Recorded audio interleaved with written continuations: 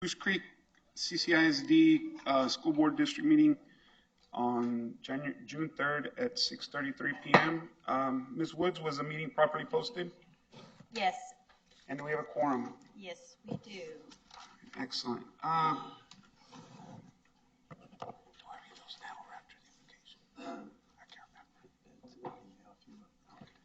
Before we get started, I'd like to read our vision and core values.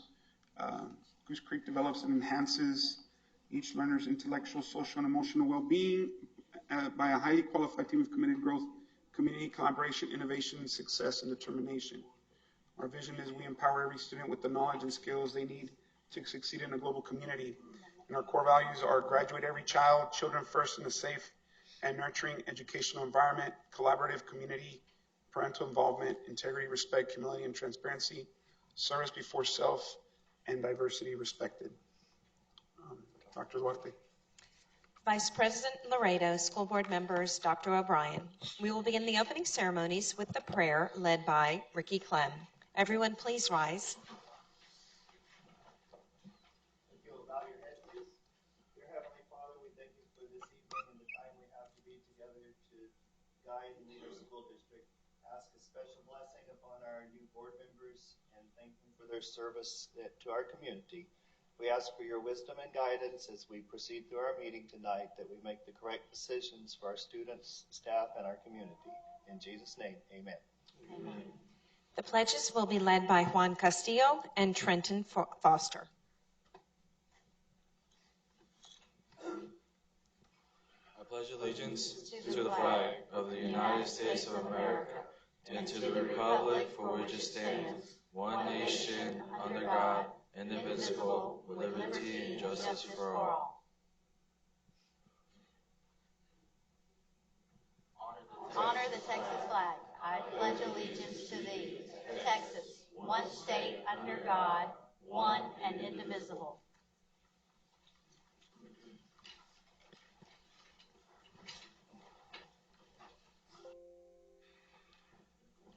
Is Mr. Burley here from the Harris County Department of Ed? There he is. All right, our first recognition tonight is Mr. Burley from HCDE, and he's here to recognize Goose Creek for partnering with the Teaching and Learning Center.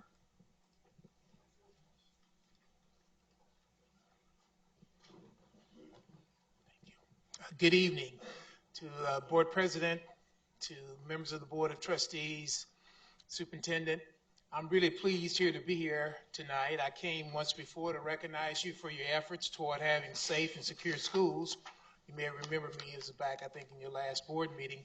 But tonight I'm here to recognize you for your efforts and your pursuit of academic excellence by partnering with our Teaching and Learning Center there at Harris County Department of Education. You guys have been, Goose Creek has been a member of the Center of HCDE for a while, and we have worked very closely with your curriculum department to provide professional staff development for your teachers and educators in the classroom in order that every child may have an excellent education, which we know is vital today if you're going to make it into society. Just quickly, a little bit about Harris County Department of Education. It exists to support public education in Harris County through support for 25 school districts, your students and your staff. As such, we impact approximately 1 million students with our support and services each year, which equates to roughly 20% of the students in the state of Texas. So we have a large organization, and we're committed to academic excellence for all students in Texas, particularly in the Gulf Coast area, and we're pleased to have been able to serve you as a district. And tonight we just want to commemorate our partnership. We have a beautiful little gift for you tonight to say thank you for partnering with us and continue your pursuit for academic excellence. So I'd like to read that real quickly.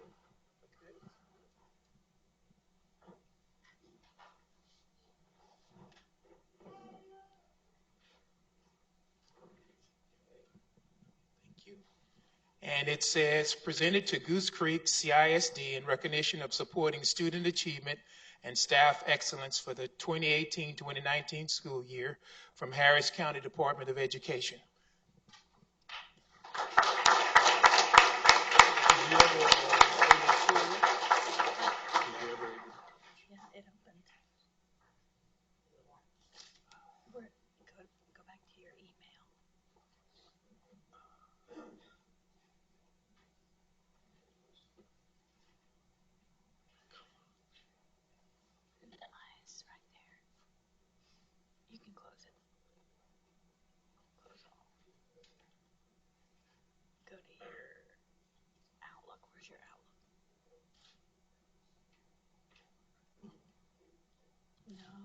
that one.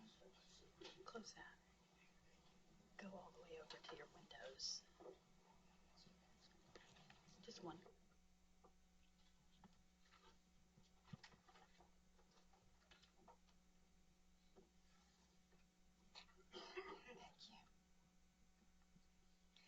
Next, we have Renee Dillon, our Director of Career and Technical Education. She will be recognizing students who competed at the state level, and we are excited that we have several who are advancing to the national level.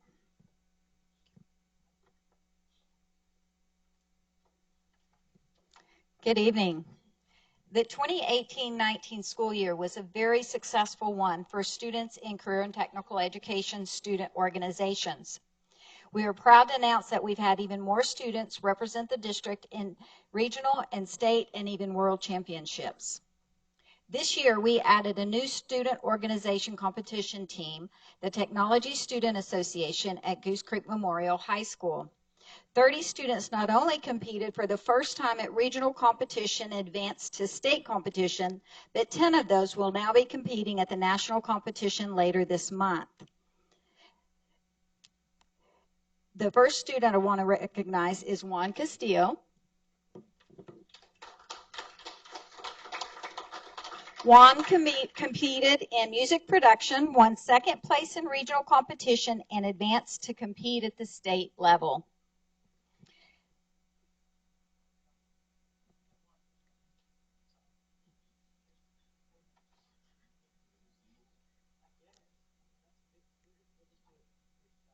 We can get a group shot up front when you're done. Okay. Trenton Foster competed in the Technology Bowl, won second place in regional and advanced to state.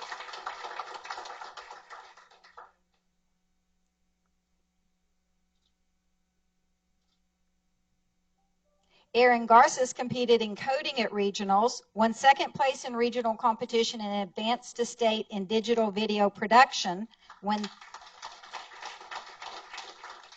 Not done. Won third place in regional and advanced to state in on-demand video, and took second place at regionals, fourth place at state, and will be competing in the nationals in the engineering design competition. Jordan Green, Adrian Hinojosa competed in the regional dragster competition, was on the first place regional chapter team that advanced to state, won first place in regional and ninth in state in the software technician competition, and won first place in regional, fourth place in the state in systems control technician, and will compete in the national competition.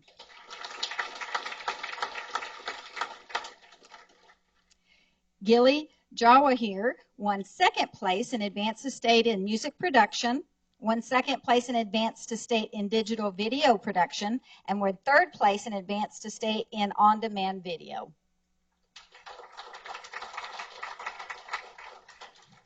John Meyer competed in CAD engineering and won first place at regional and at state competition. He'll join the team at the national competition later this month.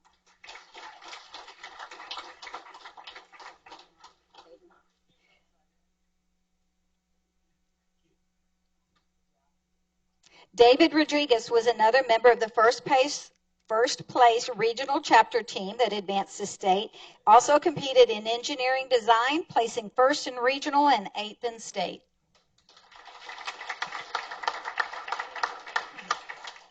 Jesse Rodriguez won first place in forensic science and advanced to state in a digital video production, and won second place in regional, fourth place in state in engineering design, and will advance to compete in the national competition.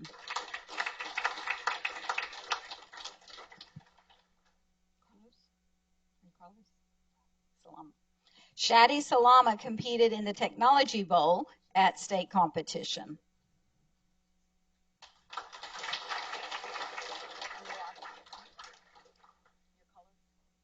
Carlos Salcida competed in technology problem solving at regional and was another member of the first place regional chapter team.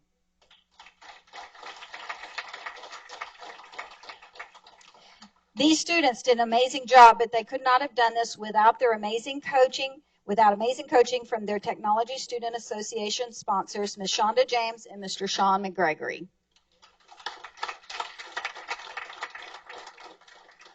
They are all, of course, Goose Creek Memorial students under Ms. Susan Jackson's support. Do we have the other parents of these students who'd like to stand and be recognized? Parents?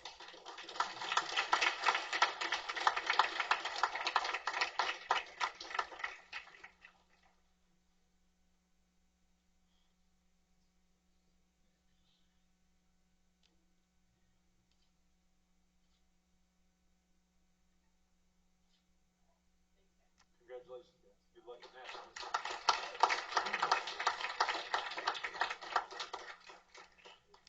The CTE department is also very proud to present our first robotics team who did an outstanding job representing the district this year. They won the Jack Kamen Imagery Award at the Channelview District Robotics Competition, the Greatest Professionalism Award at the Pasadena District Competition, and based on their performance in the state competition, were given the opportunity to compete in the World Championship, which was held at NRG Stadium this year. Our team members are Excel Amador, Andy Flores, Daniel Gonzalez,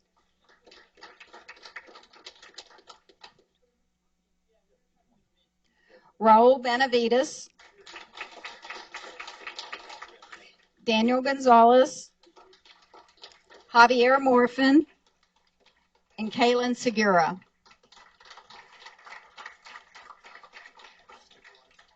Did we skip some? Yeah, come on. Austin Goodman, Anthony Manlingas, Emily Navarro, Alicia Torres.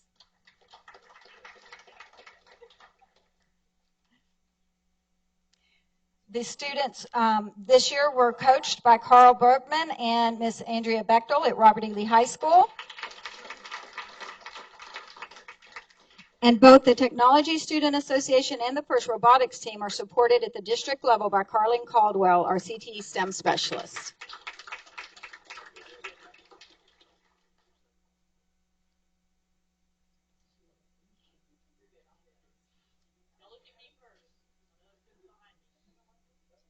You can go and grab the picture if you want.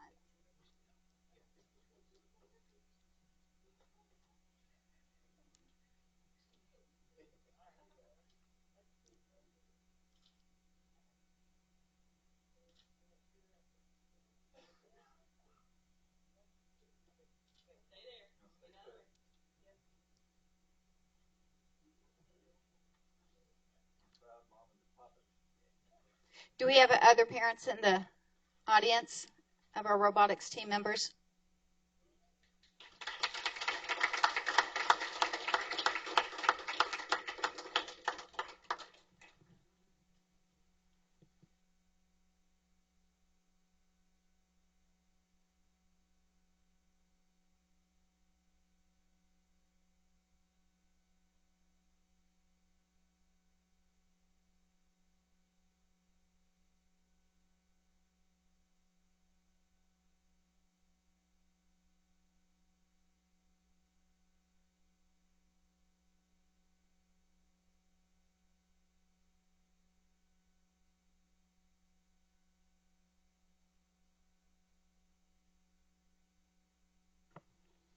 Next, we have citizens' participation.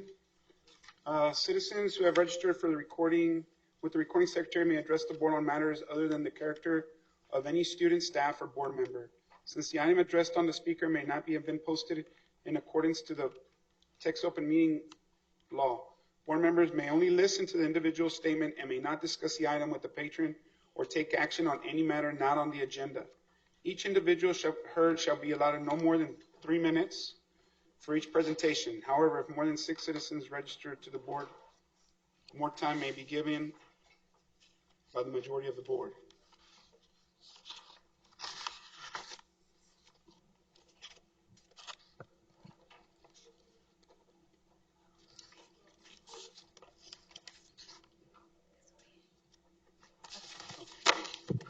First up, and Ms. Woods will be the person that'll give you a timekeeper. She'll give you a 1-minute warning. First, we have Kendall Merritt. Do we need to extend the time? You have more than 6. So I make a motion that we allow for 8 speakers tonight. Yes, I'm sorry. I have a motion by Ms. Woods, I would second that. second by Mr. Clem. All in favor, please raise your right hand. Okay, motion passes 4-5 to 0. Okay, we're going to allow everybody to speak. Ms. Merritt, you have 3 minutes. Ms. Woods will give you a 1-minute warning. Thank you. Good evening, ladies and gentlemen of the GCC ISD School Board and Dr. O'Brien. My name is Kendall Merritt, and I'm an upcoming senior of the class of 2020. I would like to thank you all for allowing me to have this opportunity to make a change in our schools. Bullying is like a 3-inch hole in the center of your wall. You keep saying you're going to fix it, but you never do. Instead, you hang a picture over it so that nobody can see the hole, but you know it's there. As years go by, there are more holes and more pictures. People keep walking in and out of your home, complimenting your pictures, but they don't see the hidden truth. Today, I'm here to expose the hidden truth that you don't see, the broken hearts, ruined self-esteems, and damaged reputations, due to what happens in your school district right underneath your noses. My bullying story begins in elementary school. In 3rd grade, I was hit in the face and physically assaulted by 2 older boys. I was so terrified to attend school that I was completely homeschooled my 4th grade year. I was re-enrolled in public schools my 5th grade year, which is when the bullying really began. One mean girl turned into what felt like the whole 5th grade overnight. I was called fat, a mistake, and many other more names I'm of such explicitity that I do not feel comfortable repeating. In that same year, my grandfather was involved in a deadly car accident out of state. He was then life-flighted to a hospital and was in critical condition for several weeks. Going through this massive tragedy already put my emotions on the edge. I was riding home on the bus a few days later when a girl sat up and said, "I'm glad he almost died. If I were related to you, I would probably want to die too."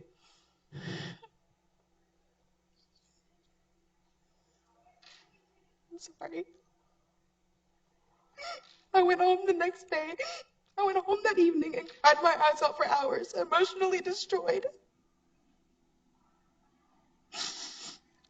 One night, I posted a picture on my Instagram, and within the first 15 minutes, I already had a whole page of hate comments. That night, I made my peace, wrote my letters, and I tried to commit suicide. I was only 10 years old. That same week, my mom took screenshots of the comments up to the school, and the response was, "We cannot do anything, and kids will be kids." So the cyberbullying continued. You have 1 minute, Ms. Kendall.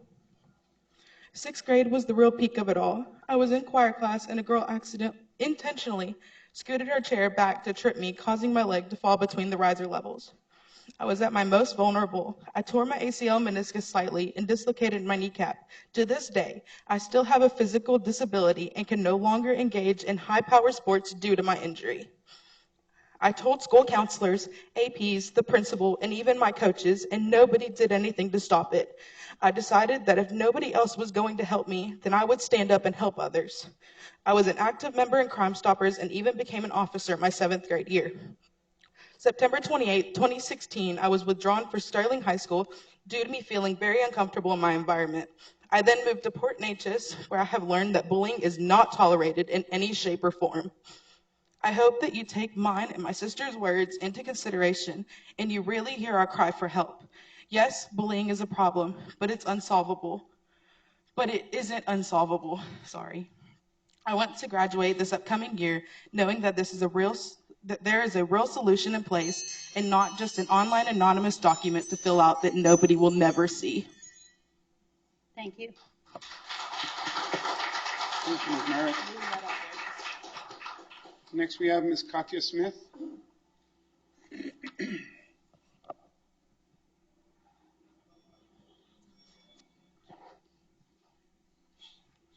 Hello.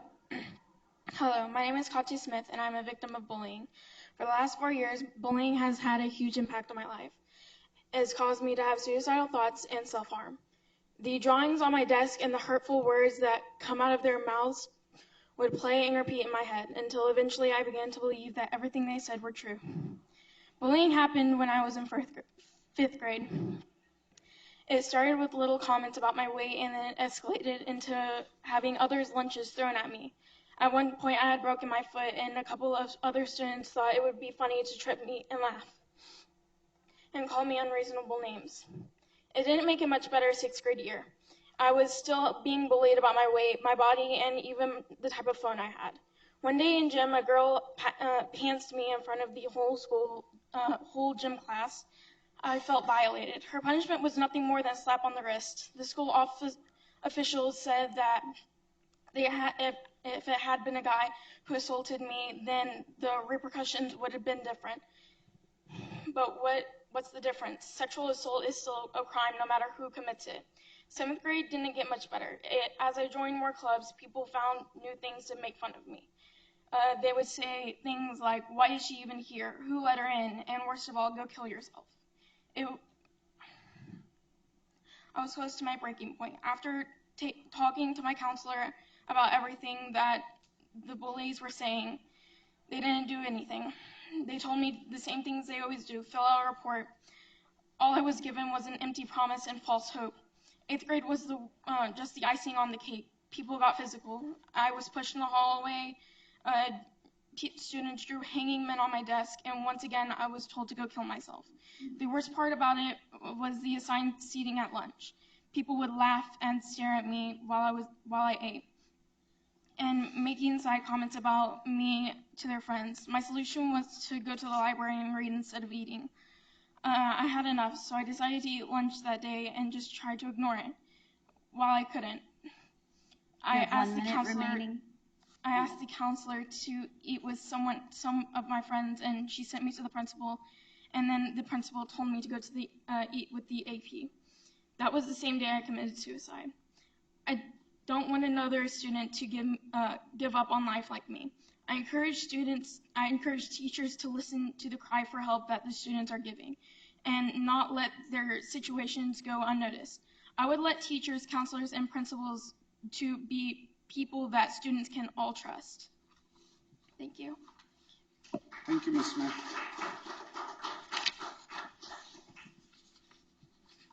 Next we have Ms. Brooke Littles.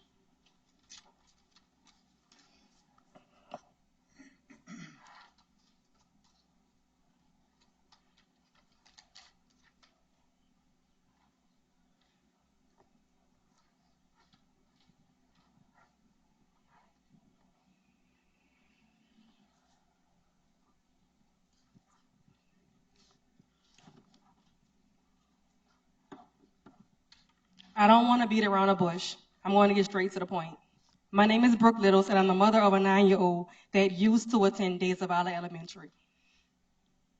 Our issues began after a few bullying altercations, as the principal at Days of Viola called them incidents. Because children being physically attacked multiple times and having objects thrown at their faces aren't considered bullying. I've reached out to the Director of Student Services and the Student Services Coordinator to try to resolve these issues. At that time, myself and my son began to be retaliated against by Days of Viola personnel. I emailed the superintendent over 200 times because I thought that he was the one person that would take action. And I have not received a call, email, meeting, conference, or anything to confirm that he got one message. Due to all the traumatizing events that my son endured, he has not been in school since November of 2018. I have spoke with the area executive director, the director of intervention programs, truant officer, director of student services, student service coordinator, chief of police, and personnel director, and a host of other Goose Creek CISD district office administrators. This school district has failed me as a parent and has failed my son as a student. He was not granted the safe learning environment that he was promised.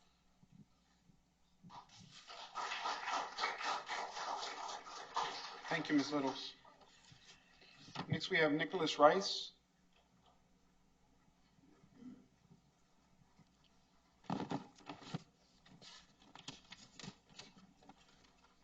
Good evening, everyone. My name's Nick, and I would like to thank you for this opportunity to address you this evening. I'm here this evening to support any plan of action that could help with the bullying epidemic that has arisen in our schools. This is not the first time that I've appeared before you. I appeared before you almost 5 years ago to share my story with you and to offer solutions. I'm not here tonight to recap that speech or to revisit my story that is nearly 8 years old. I moved on from that. However, I'm sorry to say that based on what I've heard and seen, that not much has changed in that 5 years since I addressed you. I'm here tonight to support a committee being implemented before this issue destroys families in our community. This committee would form solutions that could deter the bullying statistics that keep rising at an alarming rate among our youth. This committee would include parents, students, teachers, and other community members that would work together to find solutions to this problem. Along with the committee being implemented, programs such as the one that I participated in while I was at Gentry Junior School during the 2010-11 school year should be considered and followed through with. While I was at Gentry, a program called Safe School Ambassadors was implemented. This program consisted of students and teachers, and we participated in an intensive 2-day training with other school districts to keep our schools safe and to deter bullying. This program seemed to be a good fit for the school, and the students and teachers were enthusiastic about getting it started. Unfortunately, just a few months after the training, the program dissolved, and the monthly meetings with the student ambassadors were not held. This is unfortunate because the program had a good model and had good teacher advisors, and the students were enjoying the program. This is what one student had to say about the program. Quote, "We learned how to diffuse conflicts that arise in everyday life and how to create a community of peace and unity." And this is what a principal in another district had to say. Quote, "The Safe School Ambassadors program has provided us with a well-designed student-to-student initiative that has made a positive difference in our school." You have 1 minute remaining. Thank you. I implore you all to consider bringing back this program or a similar program that could address bullying. To conclude, I'm asking the board to approve a committee being formed and consider programs that address the bullying problems in our schools before it gets any worse. We are not here to be the district's enemy or to be a part of the problem. We are here to be a part of the solution. Thank you very much for your time this evening. Thank you, Mr. Rice. Next, we have Ms. Amy Rodriguez.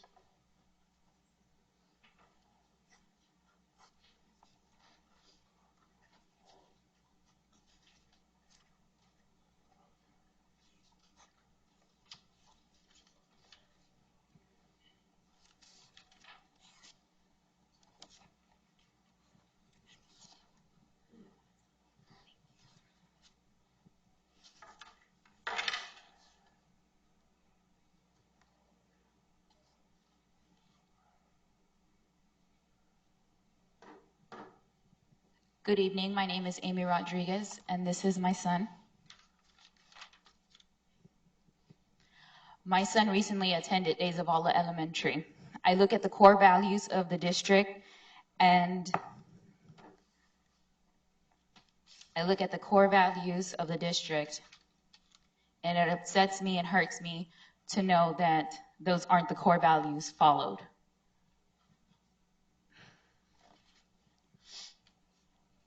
My son experienced bullying at Days of Allah. There was an incident that partook on a Friday, and no one was able to tell me what happened.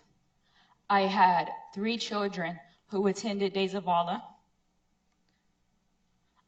My son got hospitalized because he had thoughts of suicide. It was a painful 10 days to be without my son. Now my son has anxiety issues, and now I have anxiety issues too. It wasn't until I contacted someone here in the administration building that I got some answers. But the principal at De Zavala had no sympathy towards the whole situation when I spoke to her. She kept her phone in her hand the whole time and twirled it around her hand. Then had the audacity to tell me that she knew what it was like to have a child in the hospital. And I told her, with respect, ma'am, don't tell me that, because you don't know what it's like to have your son in a hospital, seeing him the way that you do. You have 1 minute remaining. Her best answer for me was that I should prepare myself for the fact that we may never know what happened that Friday. My 9-year-old was hit in the face several times. The lunch monitor broke them up, and then no one knew about it until I called the school and left a message. And then the principal at De Zavala told me that their protocol wasn't followed properly. My pre-Ker, who attended De Zavala, had his pants cut from the inside of his pants to his private area, and then on the other side of his pants. The teacher never called me. The principal never called me. Nobody made me aware until I called them. So your core values are not followed.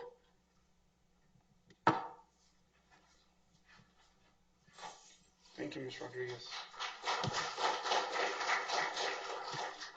Next, we have Yolanda Norris.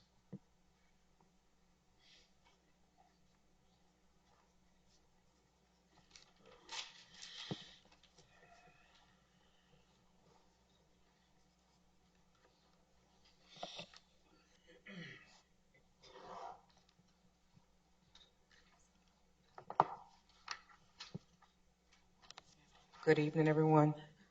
Okay, this will be brief also.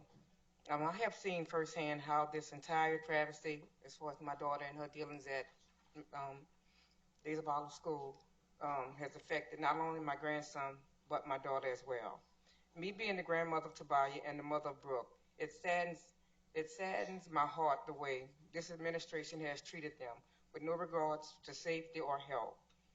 My grandson has been through a lot this year, and at home he's dealing with anxiety constantly, and I am also.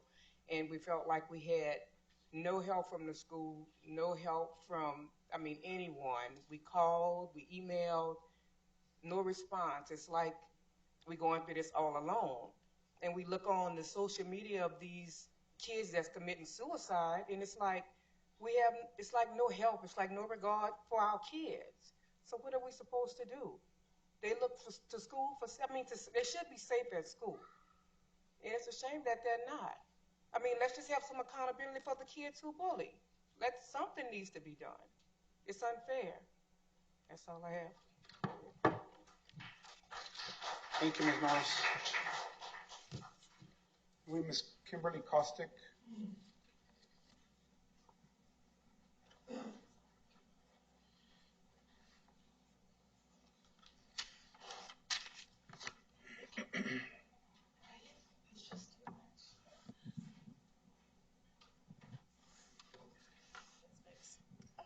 Okay.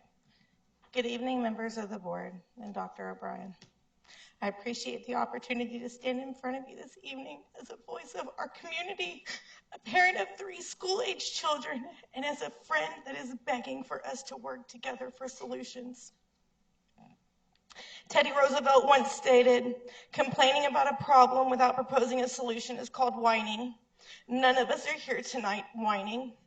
For over 8 years, I have witnessed my children be victims of cruelty from both other children and teachers. My children have experienced both physical and emotional damage that will follow them for the rest of their lives due to bullying at school. Their trust in adults have been compromised due to the lack of receiving, implementation, and action within our district. Tonight, you have heard from my two oldest children. I would also like to include that my youngest daughter has experienced years of exclusion and torment from teachers because of her disabilities that have all been reported. My children tried to reach out only to have their outcries ignored, and although district administration has done their best to put out the fires, it did not help on the school level. My final straw was drawn on September 19th when my child, at a mere 13 years old, believed her only option left to stop the attacks was to take her own life. Her 8th grade year included intensive therapy and rehabilitation instead of dances and pep rallies. My daughter was in ICU, and the school did not report my daughter's situation with the appropriate administrators. What else are our schools not being forthcoming about? If I had buried my daughter last September, who would have accepted accountability for her unanswered cries at school? When a child is bullied, their self-worth is constantly under fire. The two things are quite potentially their tipping point. They internalize or they project. Let's be clear, self-harm, suicide, or lashing out on others, school shootings. Statistically, 70% of children 4th through 8th grade have experienced or will experience bullying. So now what? To attack this is a much bigger than one person, and we need the input of many. I'm proposing an anti-bullying committee other districts have adopted that will include parents, students, teachers, school and district administration, and a member of our board. This committee will focus on reshaping our bullying policies, implementing student, teacher, and parent education and training, and anonymously surveying our children. Until proven otherwise, we must assume there are no expectations to these statistics. This committee will not be like KFC, but will focus only on bullying and the victims, and will be responsible for ensuring our children and parents know their resources and how to identify a child experiencing at school. We want our children to be resilient, but we need to teach resilience. Our current ideas are unsuccessful primarily because they are not comprehensive and due to the lack of marketing. You can have the best product, but if you don't keep it relevant and in front of your target market, it will not succeed. I'm not saying we're doing nothing. I'm saying we're not doing enough. What I am proposing is much more in-depth than any 3-minute citizen address. The volunteers are ready. The teachers are ready. Our community is ready. Let us work together to change the lives of generations. Thank you for your time. Thank you, Ms. Kostek. Next we have Ms. Gigi Badon.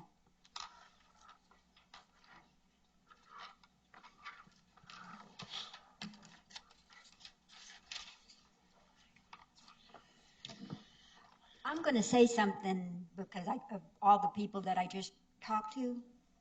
In all this situation, parents, children, we all get bullied.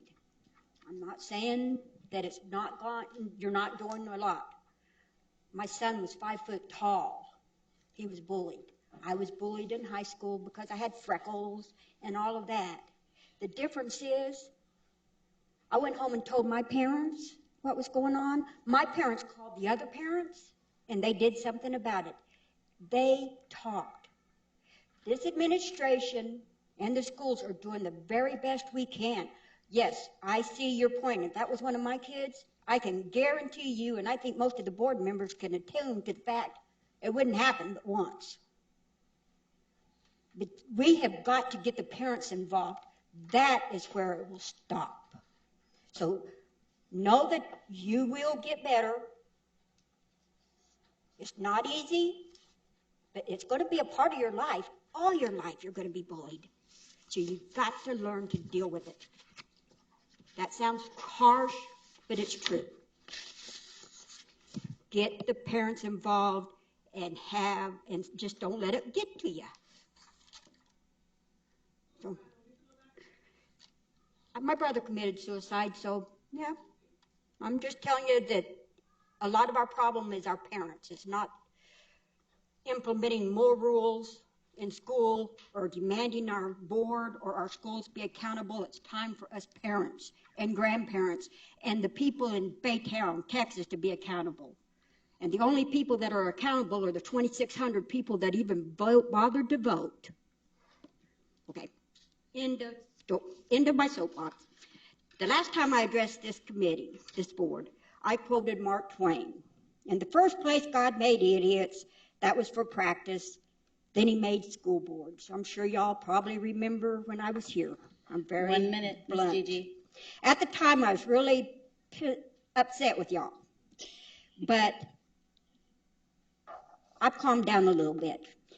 And the real quote should be, the best thing Washington can do for education is realize that our role is limited. Washington must keep its promises, but let those who know our children's names, our parents, teachers, and school board members make education decisions. As we saw in our last election, the citizens of Baytown are not involved. They don't care. 2,600 people voted for one of the most important thing, a bond issue for our kids. Thank God it passed. 2,600, we've got 3,000 employees. 2,600 people voted. I can't believe it. I don't want to hear it. Time has expired. Can I have just a little bit more time? Finish your thought. Go ahead. Yeah, finish your Okay. I just believe it's more important to us as grandparents and parents to start getting involved in our children's future, voting and doing what's right. I want to publicly thank you all for you and your family's service to this community, for serving on the school board. As we know, I am not the most politically correct person. I pretty much say what I think. But you have listened to me. And I'm sure there's times you wish I'd shut up. But I do want to tell you, I appreciate all the time you have devoted to our kids. I know I could not sit in your chair, listen to the people, myself included, and not say anything back. I'd come over that table. It is, if my passion for wanting this school district to be as good as our kids, as good as you do, I am truly sorry if I offended anybody on the school board. Thank you for your sacrifices and accept my apologies. To the new members, this is a thankless job.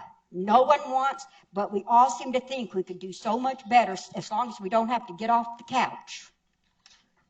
I give you my support and encouragement and some tranquilizers because you're probably going to need them. But remember this, your constituents are like teenagers. They don't see the whole thing. So you're going to be out there on that branch. Stay true to what's best for our kids and just go ahead and let them keep sawing the darn thing off and climb back up. It works. Mr. Popey, I owe you a special apology. The first time I met you or said anything to you, it was in mean-spirited, and I was wrong. What I should have done is said, what can I do to help, instead of criticizing you for everything you did. For that, I apologize. Y'all have made these schools that's better. 2 extra minutes. I'm Okay. sorry. Time has Well, expired. thank y'all. Thank you. Thank you, Ms. Gigi. And tell the parents to get their rear ends involved in this school. Yes, ma'am. Next, we have approval of minutes. I think we're going to take these one at a time because of attendance. The first one is for May 6, 2019. I move for approval of the May 6 minutes. I second. Motion by Ms. Wood, second by Mr. Poppy. Any discussion? Everybody in favor, please indicate so by raising your right hand. Motion passes 5-0. Next, we have May 15th, and everybody was here except for Mr. P. Poppy, Mr. Sampson, and Mr. Richard for May 15th. I'll move for approval of the May 15th special meeting minutes. I second. Motion by Ms. Wood, seconded by Mr. Poppy. All in favor, please raise your right hand.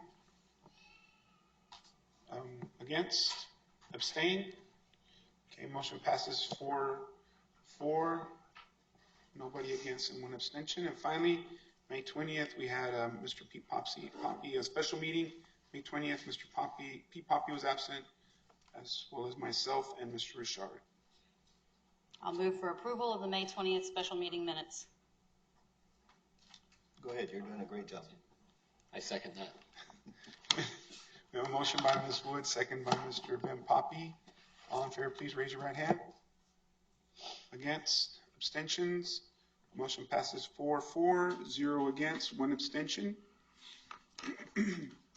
Now we have some good News, we get to administer the oath to our newly elected board members.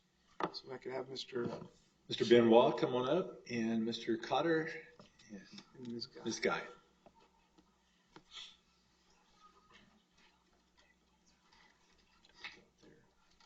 No, it's just. Oh, Miss Jessica, you need to be sworn in as well, Ms. Woods. Go let Mr. Benoit swear at me.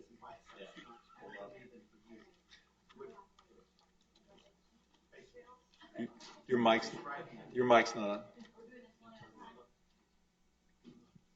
What about now? Okay. Please raise your right hand. I, Tiffany Guy, do solemnly swear or affirm that I will faithfully execute the duties of the office of Goose Creek CISD Board of Trustees, Single Member District 6 of the state of Texas, and will do to the best of my ability preserve, protect, and defend the Constitution, protect and defend and laws of the United States and of this state. So help me God. Thank you. Congratulations.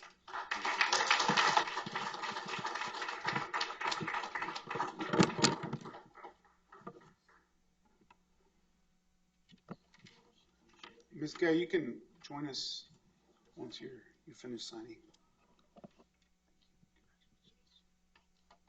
We'll do Miss Woods next. Ladies first. If you would please raise your right hand. I, Jessica Woods, do solemnly swear or affirm that I will faithfully execute the duties of the office of Goose Creek CISD Board of Trustees, Single Member District 3. The duties of the office of Goose Creek CISD Board of Trustees, Single Member District 3. Correct. Of the state of Texas. And will to the best of my ability. Preserve, protect, and to defend. The Constitution and laws of the United States. And of this state. So help me God. Congratulations. Thank you. Miss Woods. Miss Woods, if you would come back. There's paperwork. You can't get away from a lawyer without signing some paperwork. Oh my God, lawyers. They're the worst. Nah. School board members.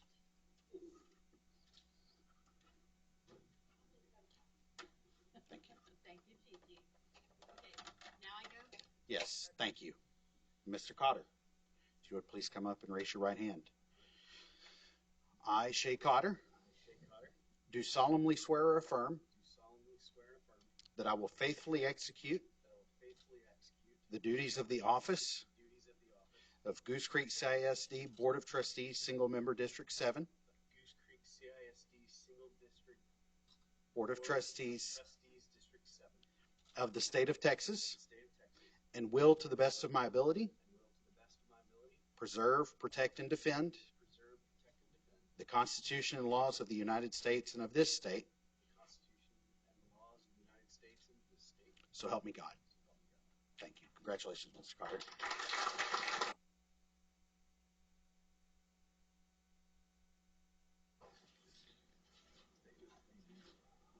Congratulations to all the new board members. It's exciting times. Yeah, our condolences. Next, we're going to go into closed session to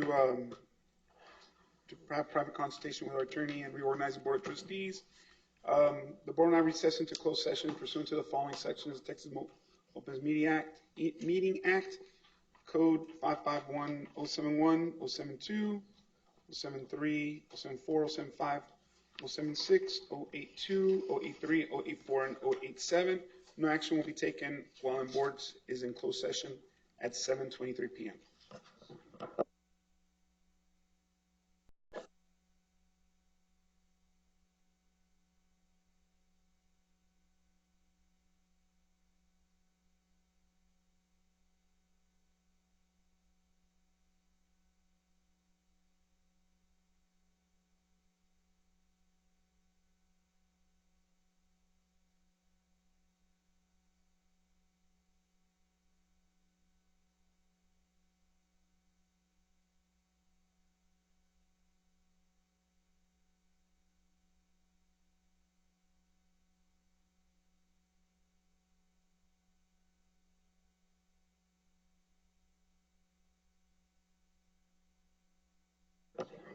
Okay, the time is now 7:45, and the board will reconvene into open meeting. No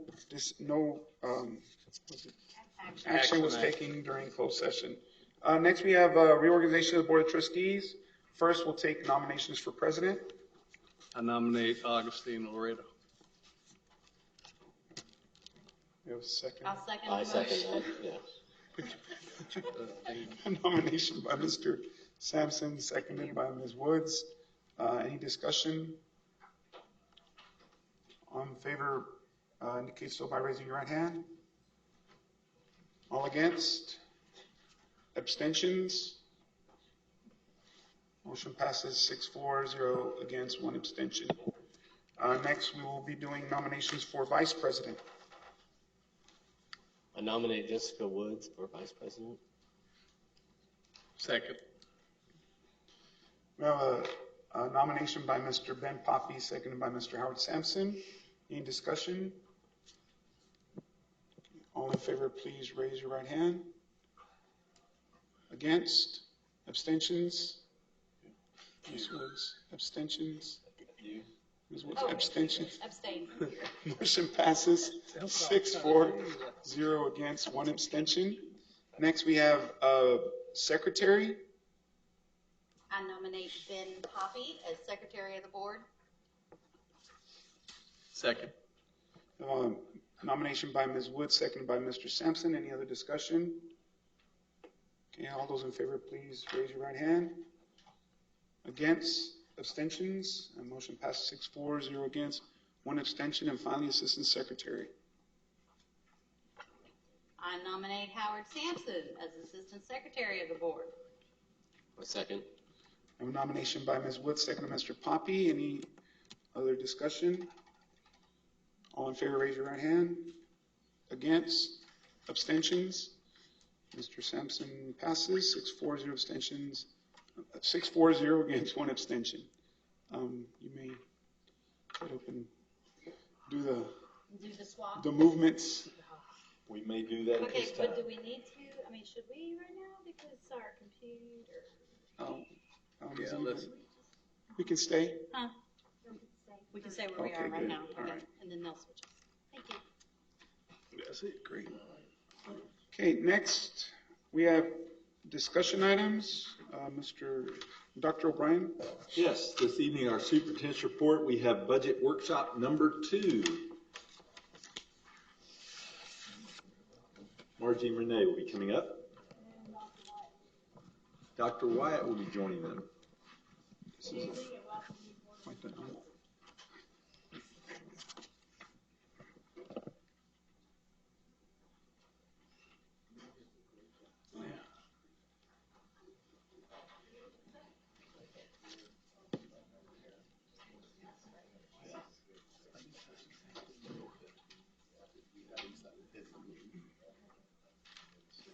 Don't be alarmed at the thickness of the packet. Many slides will go very quickly.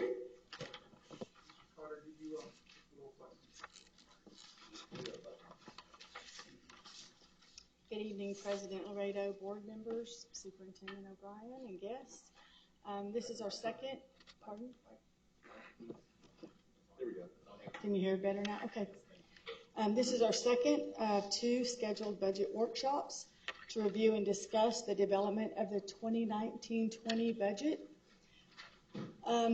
There's a lot of information here, especially in light of the new board members who I'm not sure how much you heard of the first budget workshop. I'll try not to cover redundant information unless you have questions, but I'll try to move slow enough so that you can follow. There's just a lot of data. We will publish our notice of public meeting to discuss the budget and the proposed tax rate in the Baytown Sun on Wednesday, June the 5th.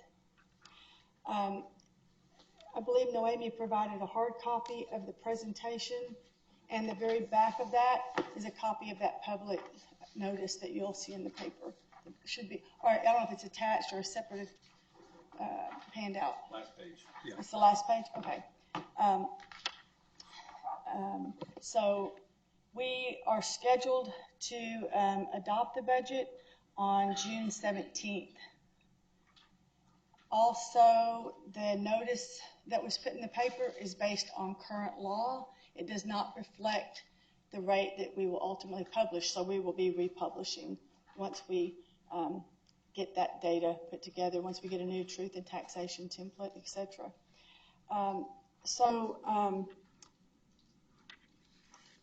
We covered some information previously for taxable values, the long-range capital improvement plan, and a process for carrying forward any unspent departmental allotments to the next fiscal year.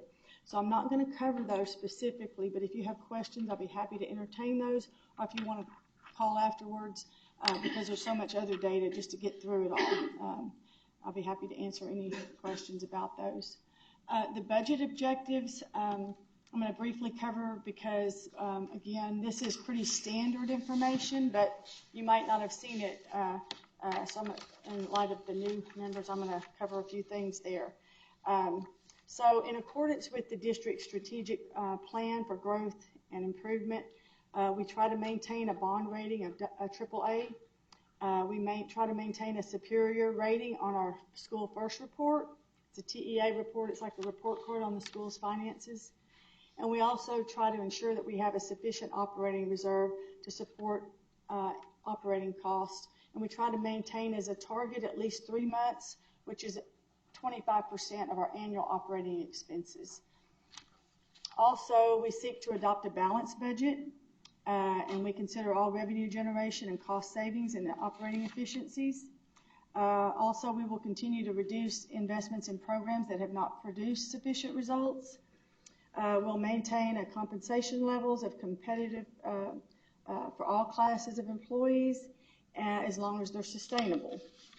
And then the budget assumes staffing ratios that meet state standards unless a waiver is sought from the state. So those are just some of the objectives we use in developing the budget. Planning assumptions, like I said, I'm going to try to go through this and just bear with me. It's a lot of data, but there's a lot of new changes this year.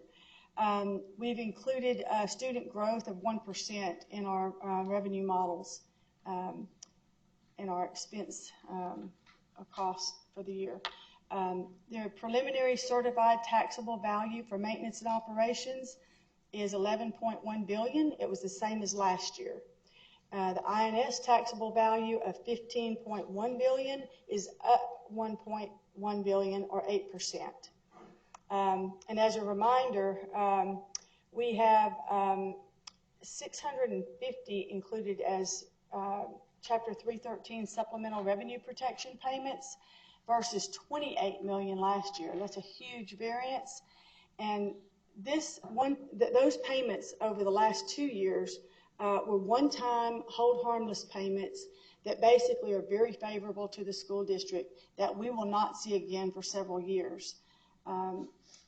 So that's quite these payments had allowed us to accumulate excess fund balance over the last 2 years as well. So that's the reason we were able to increase our fund balance substantially.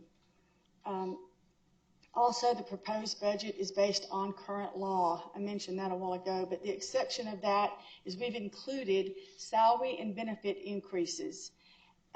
We will need to repost our tax rate notice and amend this 1920 budget once we work through the details of House Bill 3 as it relates to pay incentives and allotments for other programs.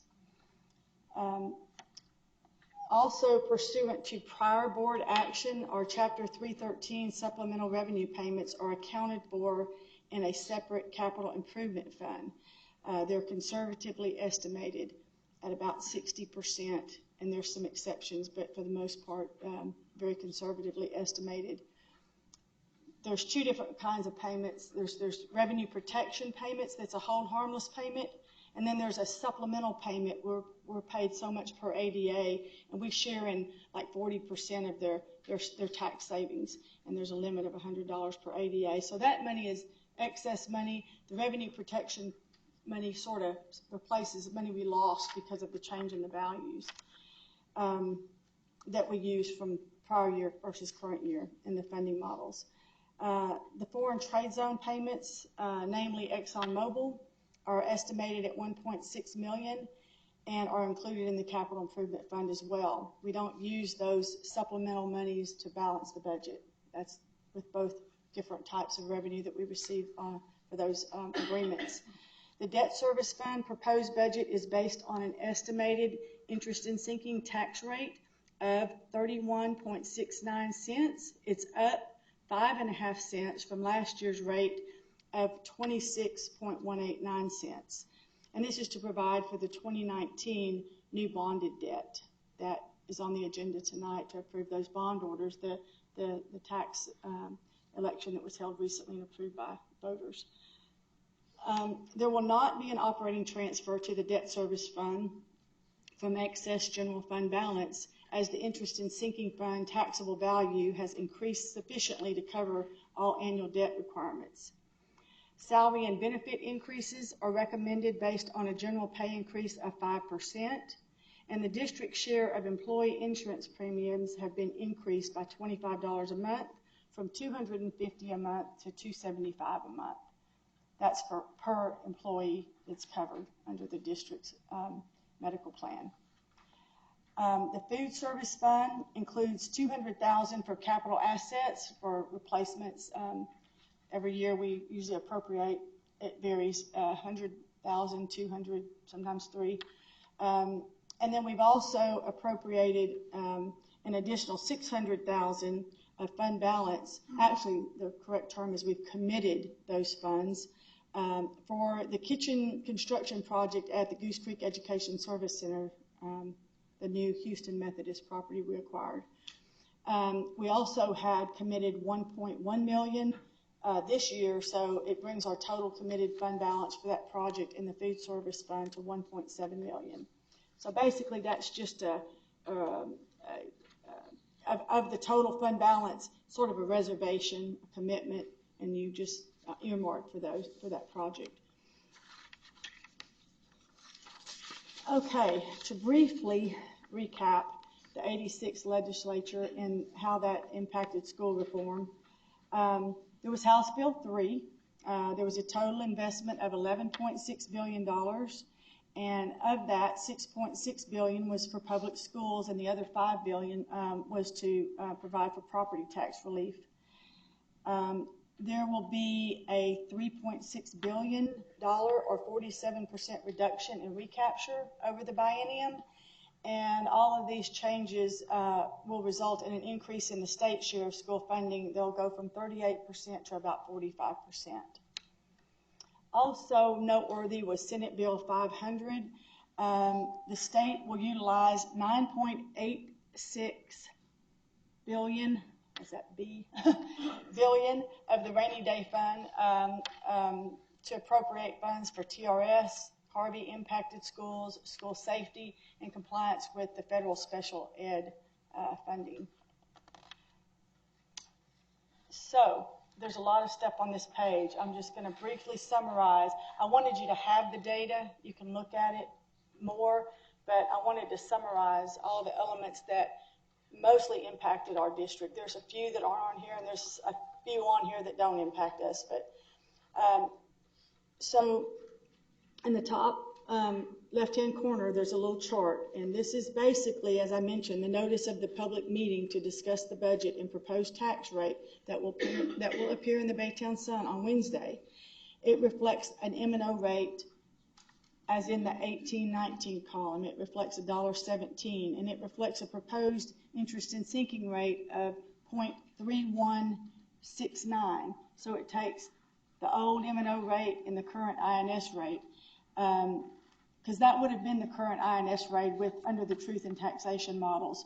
So, however, based on House Bill 3, the calculation of the new compressed rate for maintenance and operation will go down to $1.684. Of course, the INS rate is based on voter-approved authorized outstanding debt, so that will still remain at 31.69 cents. And our total tax rate ultimately will be $1.3853. So you can see the change there.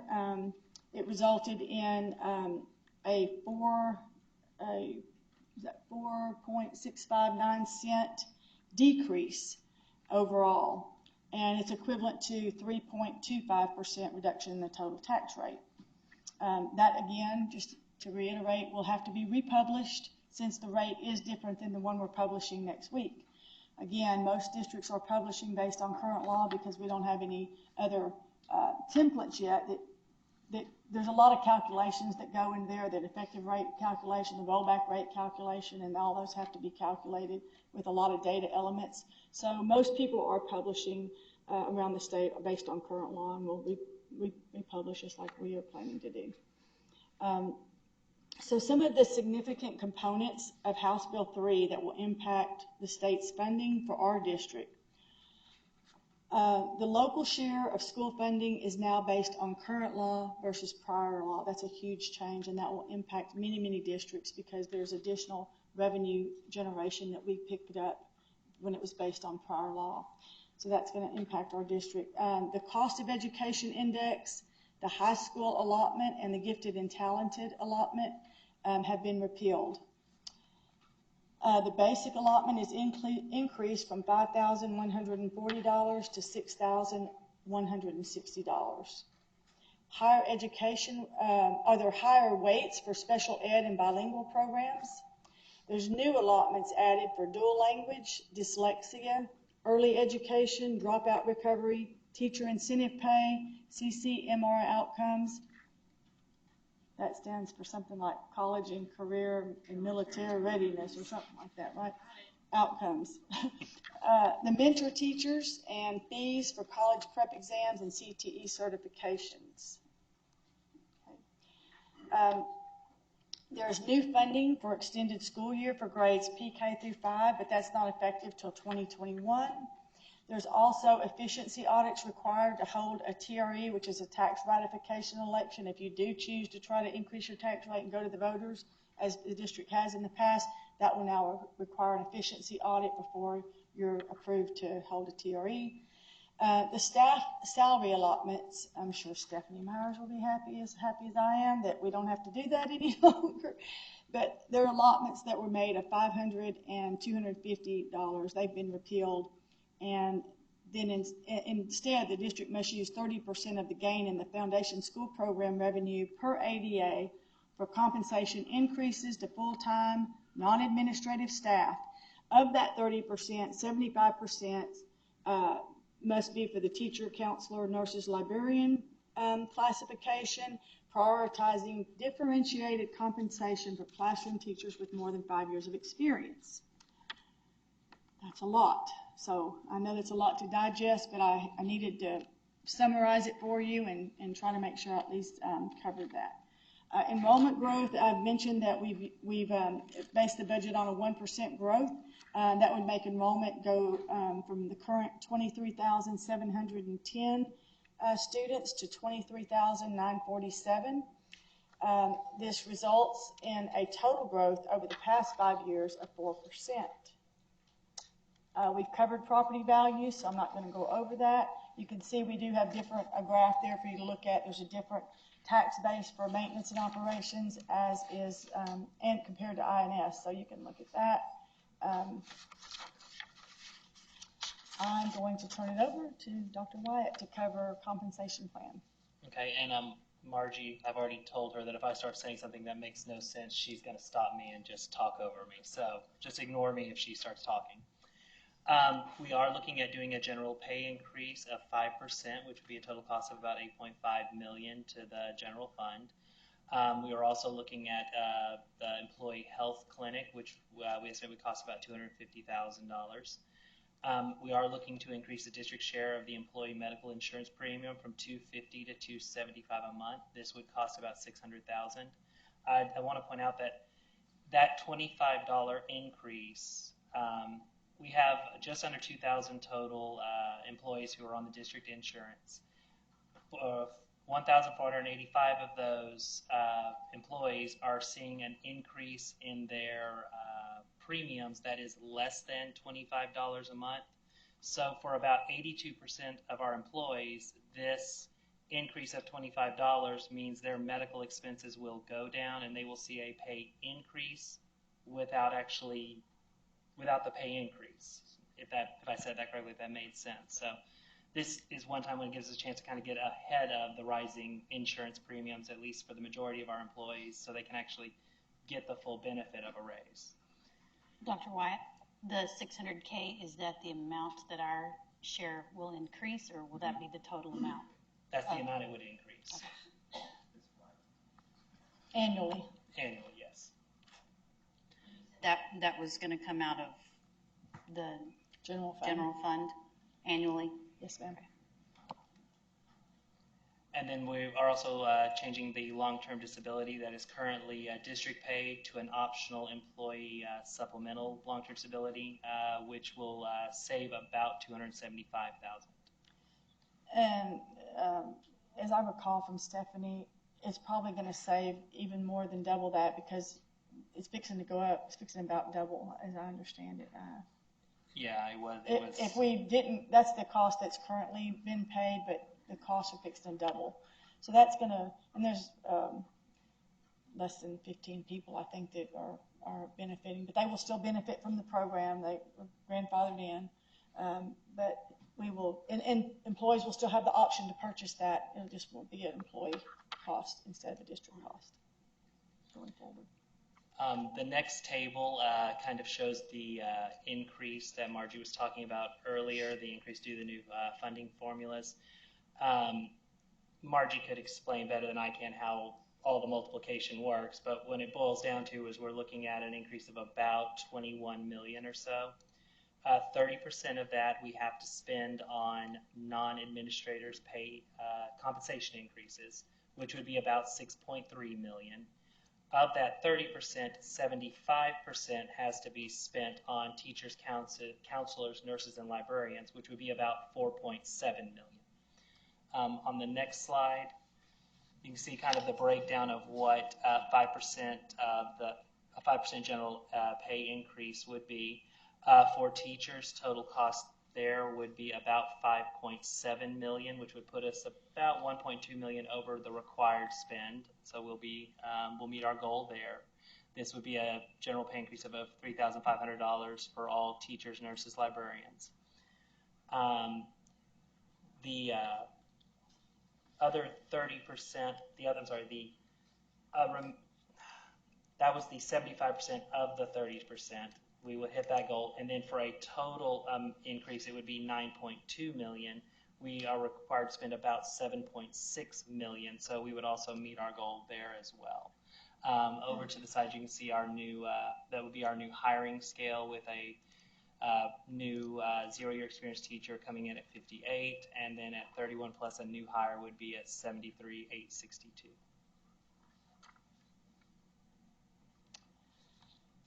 Okay. This is just a snapshot of what the general fund budget looks like. Once we bring the budget back in June, on June 17th, we have to, by law, adopt the budget by function. We don't have that data just yet, but we do have the total cost broken down into some larger categories of expenditures.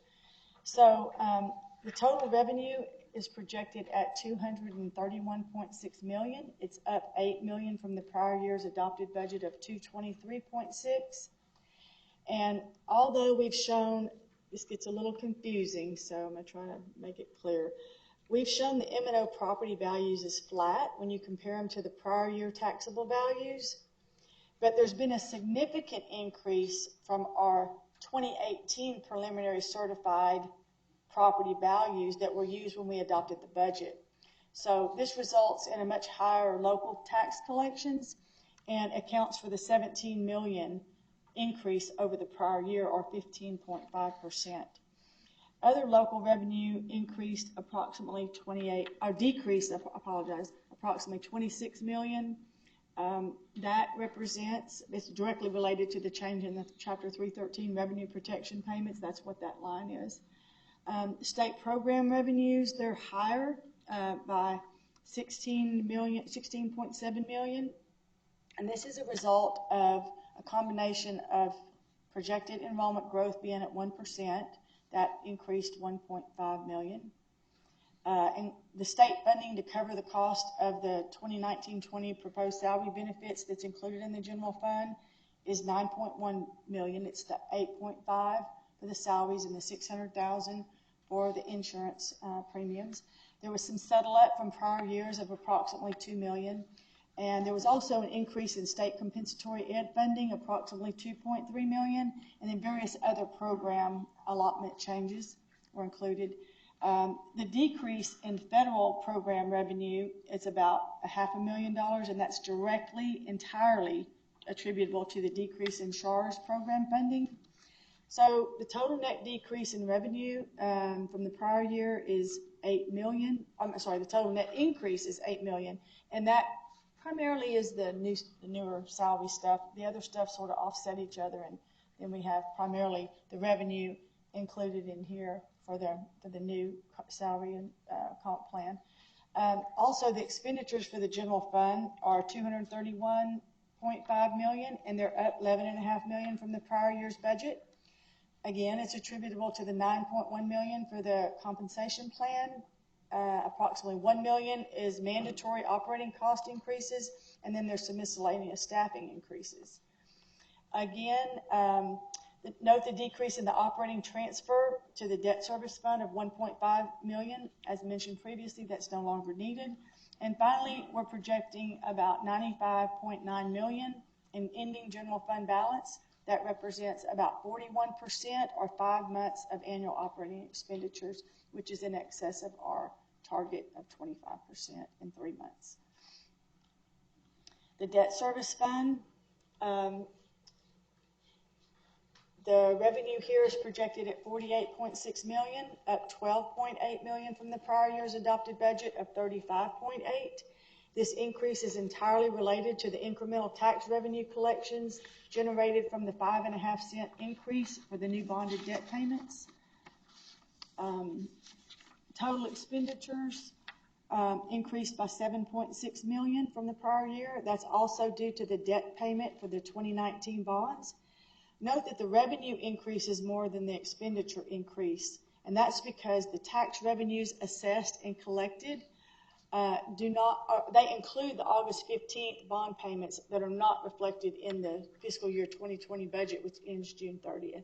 So the tax assessment is there, those monies are there, and right after the year end closes, those monies are dispersed. So there's a difference there. We always have to subtract out last August, add in this August, and that's the delta.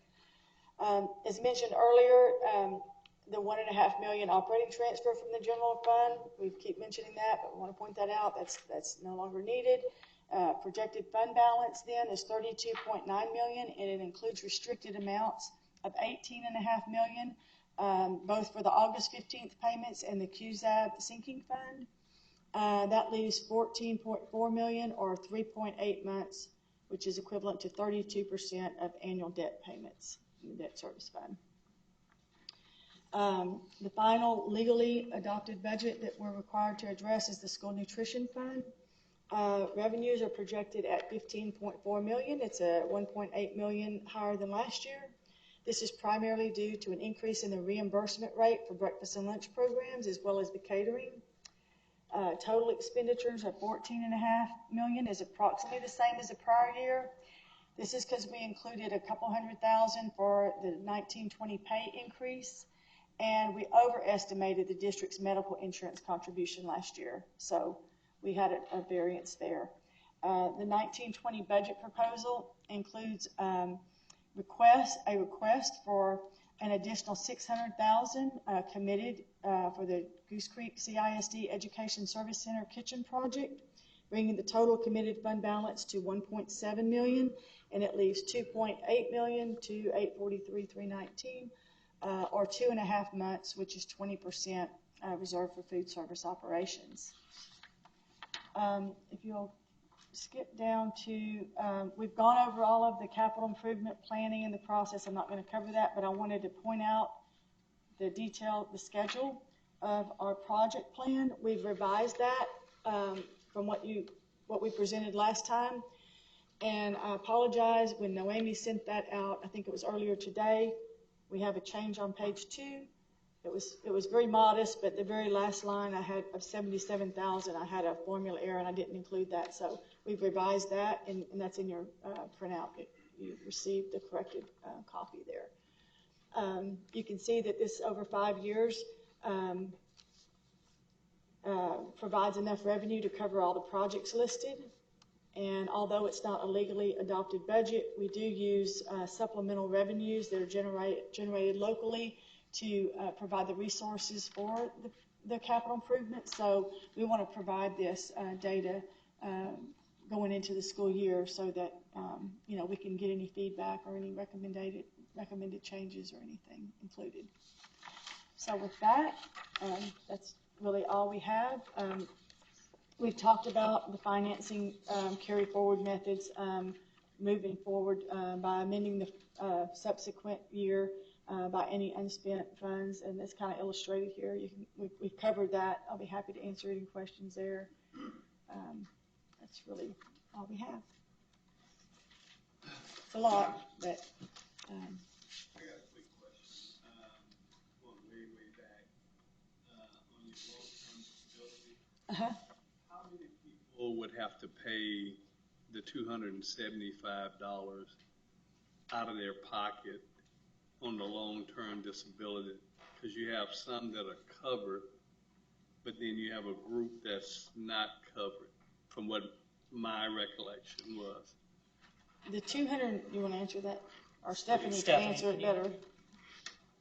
The $275,000 a month is coverage for just medical insurance. $275 is just for regular health insurance coverage. It's separate than the long-term disability. Okay, I don't know what the premium. Said, and I may be mistaken, it seemed like you said that it was a certain group that wouldn't be covered. They would have to pay it out of their own pocket. Yes, the district has provided long-term disability insurance for the employees and paid the premium. We would convert that to an option for those employees who want that coverage, and they would pay the premium. That's in lieu of offering the clinic and the other increases that we're providing in their medical coverage. I was just asking Stephanie how much how the new long-term disability would work, and it runs through the short-term disability, and the premium amount depends on the amount of coverage the employee would elect, but it would run somewhere between $5 and $25 a month for the long-term premium, the long-term disability insurance if the employee chose to have that, pay for that themselves. Okay, so once they run out of sick leave and vacation, then they would have to start paying that part for the long-term disability? $5 a month if they choose to do that, yes. Okay. I'm assuming that's $5 a month added onto their insurance premium. Right. If they choose to add that to their insurance policy, we're increasing the amount that the district is paying towards that. We're matching it $275 instead of $250 a month. Right. So that kind of makes up for the difference. If they choose to keep long-term disability, they're getting a $20 benefit from the district by us adding another $25 on there. So, I mean, either way, we are paying out more toward their premium, and now the amount is dependent on whether or not they're adding in long-term disability. So in other words, if they choose that coverage, we're now providing them with additional funds to cover whatever additional coverages they want. And the coverage will actually be short. It'll be, tell me if I'm wrong, it's the short-term disability, which will then roll into the long-term, so they have both? So it's an automatic transition. They have the option to choose the level of coverage that they want to do for the short-term disability. So they can do a 7-day option versus all the way to a 180-day option before their short-term would kick in and then automatically transition into long-term if they get to that point. So what's the timetable on the long-term disability for us? You know, if I got a major incident and I got to be out a year, does my pay stop in my long-term disability, but I'm not getting paid, or how does that work? So the long-term disability, once you're approved for long-term disability, it's 90 days after the short-term has ended that long-term disability kicks in. And then long-term disability will continue to cover you up to the age of 65. Okay, so I'm a new employee. I haven't worked a year. am I still covered by long-term disability or not? Or do I even have the right to even get long-term disability? You would be enrolled in short-term. Okay, so when my short-term runs out and I'm still a newbie, and I've worked 3 or 4 months, so when my short-term runs out, then Long-term kicks in. even though you haven't worked the amount of time that the federal government say you have to work in order to be able to obtain long-term disability. Yes, because the long-term actually is a supplement to the short-term. So it will continue regardless of how long you've been with the district. As long as your condition is not pre-existing, you didn't have it before you became a new hire and enrolled in that policy, it will cover you and continue to pay out. But you will have to choose that option when you sign up for your insurance policy with the district. You could choose to add long-term or leave it off if you want your bill to be $5 less a month.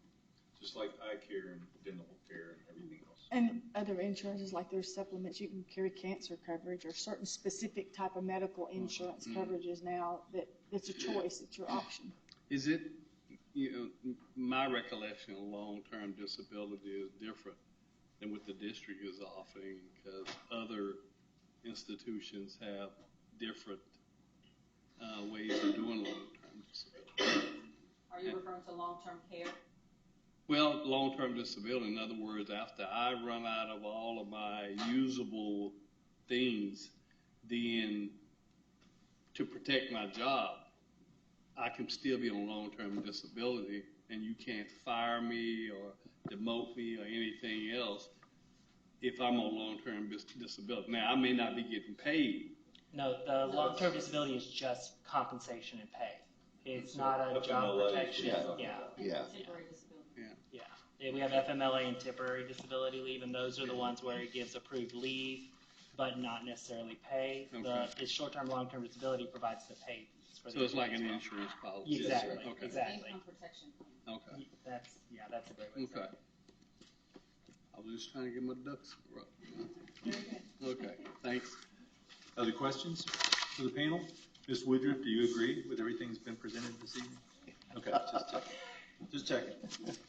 Thank you, Ms. When do you expect us to be able to see the by function budget We'll summary? present that on the 17th when you adopt the budget. We'll show that. So it'll be a surprise. We could provide it sooner if you would like to see that information. That would be very nice. Thank you. I don't know. We're kind of developing that. We had some last minute. We'll provide that as soon as we get finished. We should, maybe within the next few days. Maybe with that board package, it would be nice. Do it Friday before. Yes, that'd be Thank great. you. We'll get that back to you. Thank you, and I believe that 2 of you may be dismissed, 1 of you may not. Actually, I'm not needed either. I'm here if you need me, but both Ryan O'Hara and For the Clay next Holland action is here, items? bond counsel and financial advisor here to address the bond orders and the re-rate. So I'm here if you need me, but they're the Thank you, Ms. experts, Grimes. I'm just ready to talk about you. Next, we have action items. Mr. O'Brien? We have the consideration of order authorizing the issuance of GCCISD unlimited tax school building bonds. Ryan O'Hara, and you're not Tom Sage. Clay Holland. Clay Holland, welcome. Gentlemen, have a seat. Go ahead and proceed with your presentation. I believe you have A, B, and C. Yes, sir. Dr. O'Brien, Mr. Board, Ryan O'Hara with HSC. For your new board members, what I do, I help the district when you issue bonds, basically try to achieve the lowest borrowing costs. So I'm on your side as your consultant. Clay keeps me legal. So he wrote the bond orders tonight for the A, B, and C items, and it's up on the screen there. Basically, what we're looking to do from the May authorization, the $335.725 million. This is going to be the first issuance, and we're breaking that issuance into 2 pieces. We're going to do a Series 2019A, which corresponds with your action item A, which is going to be a fixed rate series, traditional bonds, and then a Series 2019B, roughly $59.5 million. It's going to be adjustable rate soft put bonds. We've done these in the past, and we're actually going to have another item C, which is to talk about your 2014 adjustable rate bonds that are already out there in the market. So let me see if I can get the right button here. This page 2 is simply an overview of the bond structure that we originally envisioned when we found out that we were going to be looking at about $127.1 million. On the right-hand side of the page, you can see we're looking at about 102.4 in construction costs, about 12.4 in technology, and you can see the other items there for a total of $127,105,084. Bonds are sold in $5,000 increments, so we rounded up to $127,110,000.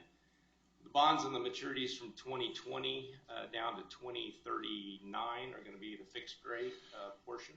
And then the bonds that are on the long end of the yield curve where interest rates are higher, those are the ones that we're going to be issuing as short-term variable rate bonds.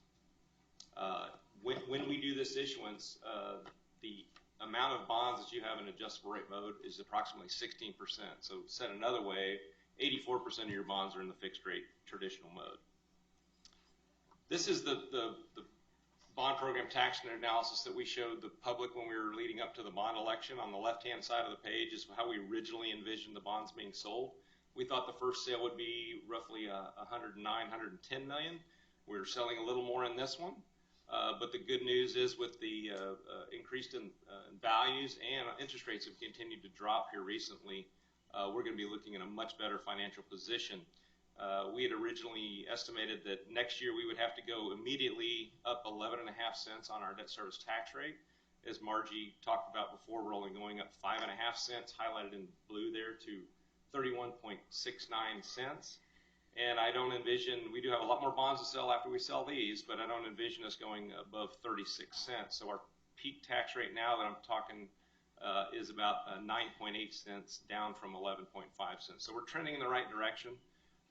We're trying to be conservative in our assessments, but we're heading in the right direction for sure. This is simply kind of a justification for why we do adjustable rate bonds. If you look, short-term bonds on the low end are lower interest rates, and then long-term bonds have a little higher. And this is kind of a 5-year look back on those yield curve analysis.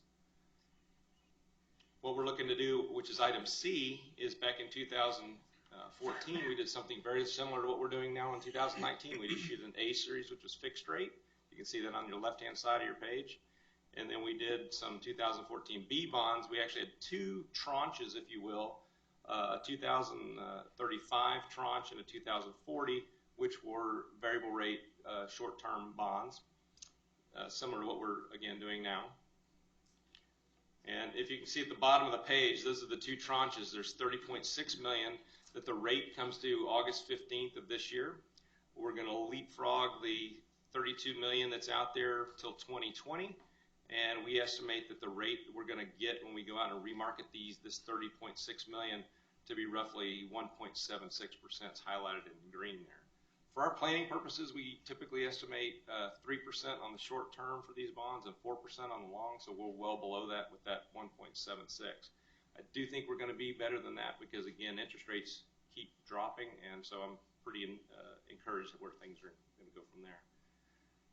This is simply a look back to show you what we've achieved, if you will, with the 2014 B variable rate bonds. Again, there's 2 tranches, so we look and compare it to what we would have sold those at if they would have been fixed rate versus what we've actually achieved with this variable rate rolling reset.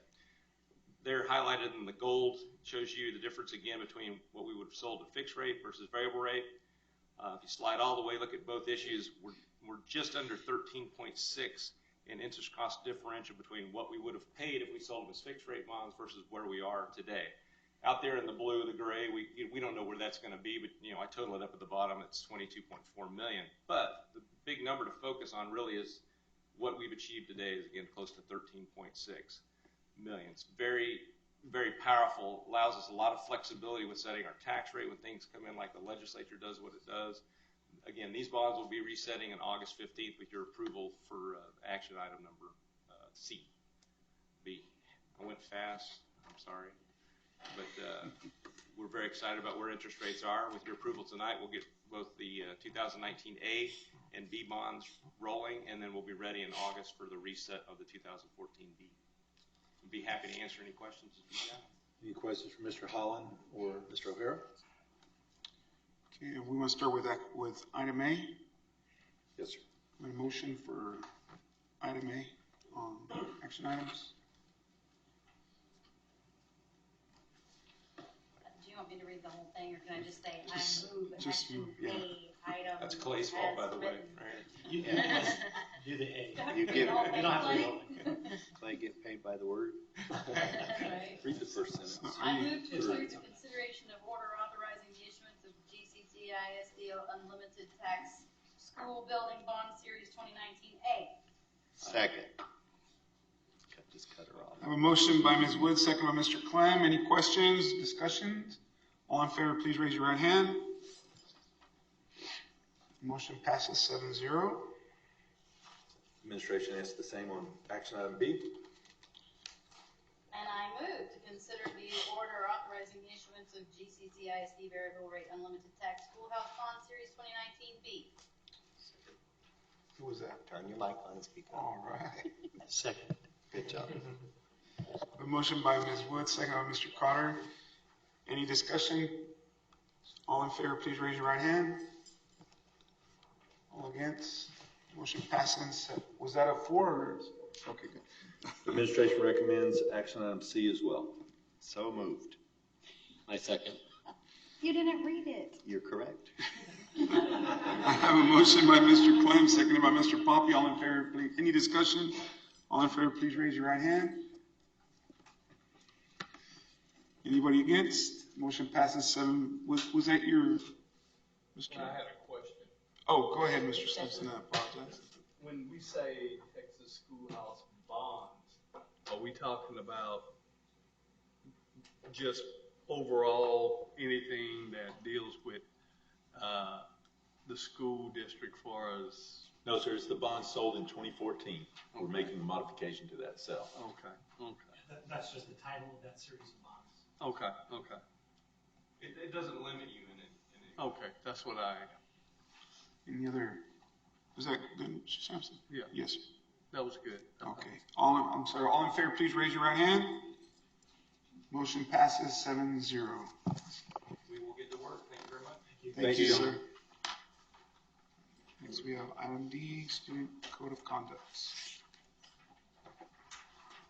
Administration would recommend approval of Student Code of Conduct 2019-2020 school year.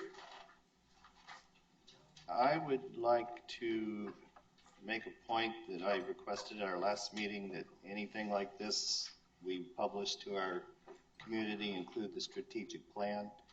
And I've made a recommendation to Mr. Chapa that the portrait of a graduate be on the inside front cover, and that one-page strategic plan summary be in the back somewhere. We So, did. Are we good with that? We did include that. Yes. And it will be in both the Spanish and English version. Terrific. Terrific.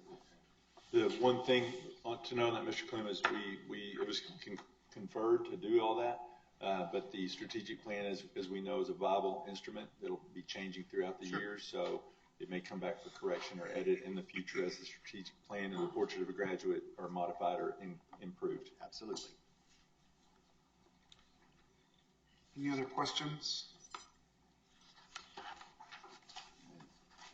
Anybody? I would move we approve the 2019-20 Student Code of Conduct. I'll second that. All right. We have a motion by Mr. Clapp, seconded by Ms. Guy. Any questions or discussion items? Okay, in favor, please raise your right hand. Mr. Sampson? Okay, are you not, okay, against? Abstentions? Okay, motion passes 6-4, 0 against, 1 abstention. Next, we have consent agenda. Okay, I'm going to take a deep breath. Administration recommends approval of the consent agenda as follows. Number 1, anticipated 2019 tax collection rate. 2, agreement between Goose Creek CISD and Stepping Stones, Cobb Pediatric. Number 3, addendum to the interlocal agreement for specialized services with Hunting Bio Achievement Center. Number 4, 2019-20 agreement between Goose Creek CISD and Hunting Bioachievement Center LLC. Number 5, agreement with Addendum Irene Iturbo LSSP. Number 6, 2019-2020 agreement with Irene Iturbo LSSP. Number 7, 2019-2020 Communities and Schools of Baytown Memorandum of Understanding. Number 8, interlocal agreement between Goose Creek CISD and Harris County for Community Youth Services. Number 9, Memorandum of Understanding, MOU with Harris County for San Jacinto School-Based Clinic. Number 10, Memorandum of Understanding for Harris County Juvenile Justice Alternative Education Program, JJAP, for the 2019-2020 school year. Number 11, Interlocal Agreement for Specialized Services, High Point School, HS East. Number 12, Interlocal Agreement for Education Services, Fortis Academy, Recovery High School. Number 13, renewal of liability insurance coverage for Goose Creek CISD. Number 14, renewal of the commercial property windstorm flood and mechanical breakdown coverages. Number 15, construction manager at risk, CMAR, evaluation, ranking, and selection of and delegate authority to the superintendent or designee to negotiate to approve the contract and subsequent guaranteed maximum prices with Comex Corporation for the construction of the Education Service Center demolition and renovation phase 1. Number 16, extend RFP for local POTS in long distance. 17, award CSP for diesel particulate cleaning system and related equipment. Number 18, award CSP for purchase of used trailers. Number 19, extend CSP for transportation equipment, supplies, and services. Number 20, extend RFP for plumbing contractor services. Number 21, property tax foreclosure resales. Number 22, redemption deeds. Number 23, tax refunds. Number 24, superintendent expenditures. Number 25, budget amendments. Administration recommends approval of the consent agenda. Anybody like to take an item out of consent agenda? Yes, number 21. 21.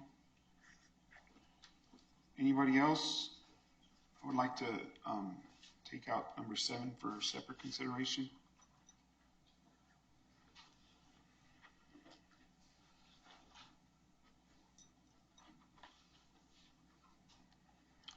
We have a motion for any of for the rest of.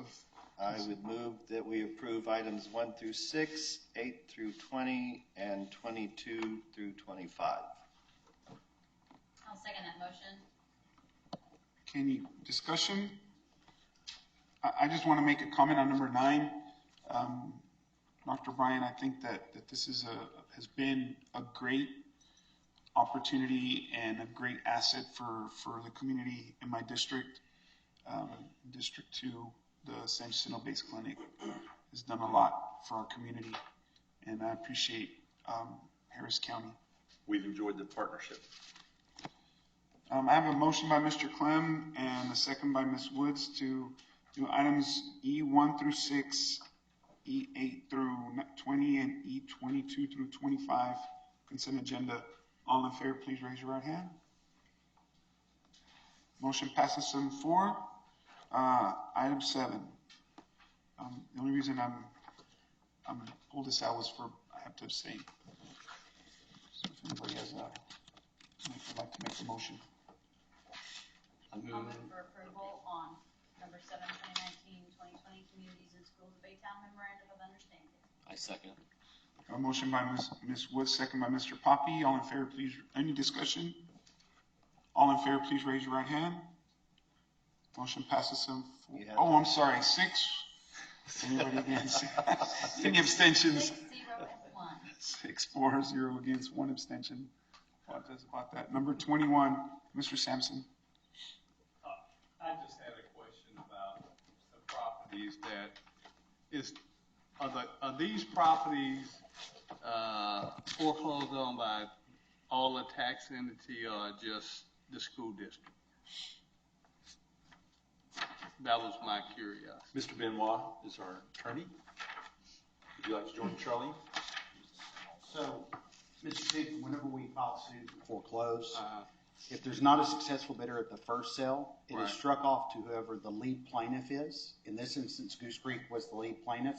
Okay. We hold title to these properties as trustee for the benefit of all of the other taxing jurisdictions that tax against these properties. So that would include in properties that are in the city of Baytown. That would include the city of Baytown, Lee College, and then your Harris County countywide jurisdictions, the county, the education department, the Port of Houston. So on these, whenever we request a resale, these are properties that we conducted the foreclosure sale for the benefit of all of the taxing jurisdictions. Okay, I just wanted to know. And then Charlene, it becomes an active account, once again paying. Right, once I can sell It's it. currently dormant. Correct. Keep up with the mowing or anything else. Okay. It helps get it back on the roll. Yeah, that's all I need. Okay. Thank y'all. Thank you. A motion for item 21. I move to approve item 21, property tax foreclosure resales. Second. Motion by Mr. Poppy, second by Mr. Clem. Any questions or discussion? All in favor, please raise your right hand. Motion passes 7-4. Next we have Closed session. just my future board agenda items. Or is that after we come back? Yes. Okay, next we have, the board will recess into closed section pursuant to the following sections of the Texas Open Meetings Act, 551.071, 072, 073, 074, 075, 076, 082, 083, 084, and 087. No action will be taken while the board is in closed meeting at 8:41 p.m. It's a landlocked piece. The time is now 9 p.m. We're reconvening into open session. No action was taken while in closed session. First, we have future board agenda items, board training, or board meetings. Yeah. SLI is coming up. Anybody have any? Well, I'm sorry. No. Future board agenda items? Yes. Yeah, I think we want to have a workshop or a report on the counseling department's procedures for bullying. Yeah. I know I asked this question once before about online. At every campus, there is a place where parents or students can report incidents of bullying. I think the answer to me was that information went to campus administrators, campus principals. I think I asked at that point, and if not, I want to ask now, where does it go from there? And when can we see it? A report of how that is actually handled and what the outcome of those reports are. Amen. Need to. And then I know that KFC was brought up, and Safe School Ambassadors, and I think I'd like more information on how we're implementing those programs in the district, what their current status is. We'll do it. I would like to have an update on what kind of training is done. And to be honest with you, I think that as board members, I think even we should have some training in regards to what our district and what the state offers to decrease bullying in the schools.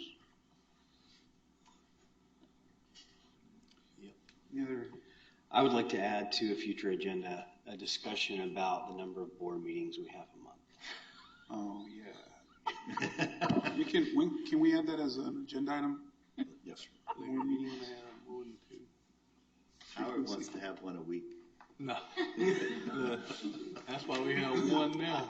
Okay, well, I did notice too, don't we have a workshop, the budget workshop is already scheduled for June? We have a special meeting on June this. 17th. We will adopt the budget on that date. When did we decide that? One way or another. That was very Did we optimistic. decide that one last month? Oh, yes. Yeah. It's been a while. It was The calendar's Okay. been posted for 2 There's been months. so many meetings since then. it's at 6:30. June 17th. Yeah.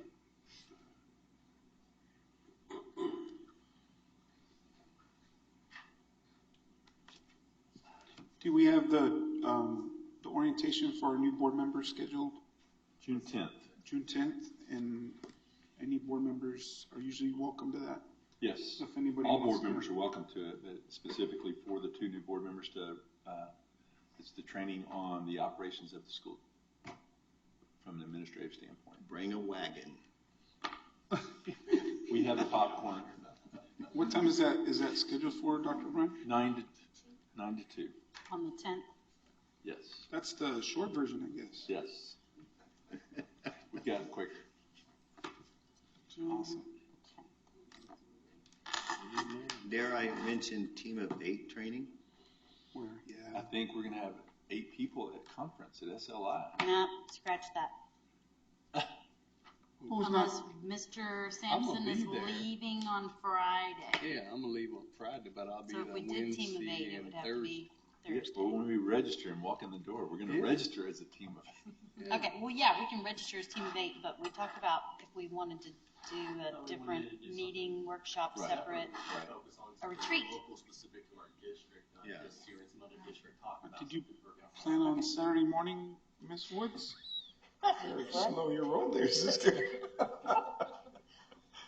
I'm still on June 10th. Thank you. Any other future board agenda items, meetings, trainings?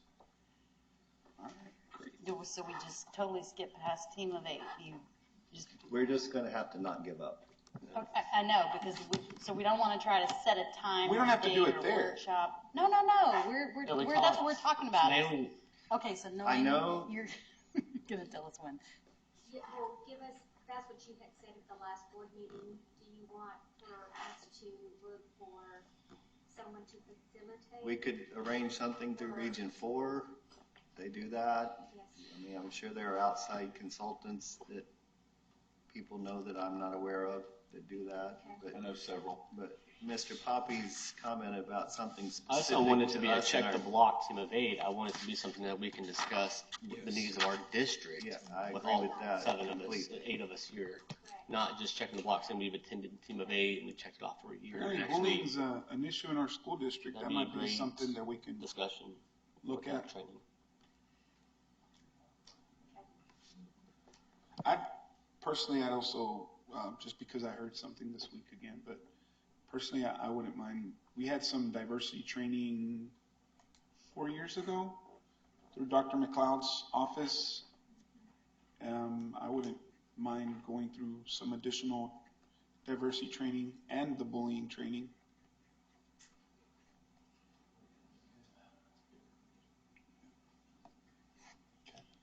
Okay, so we were talking about some calendar issues also here. July 1 is the next regularly scheduled board meeting. Yes.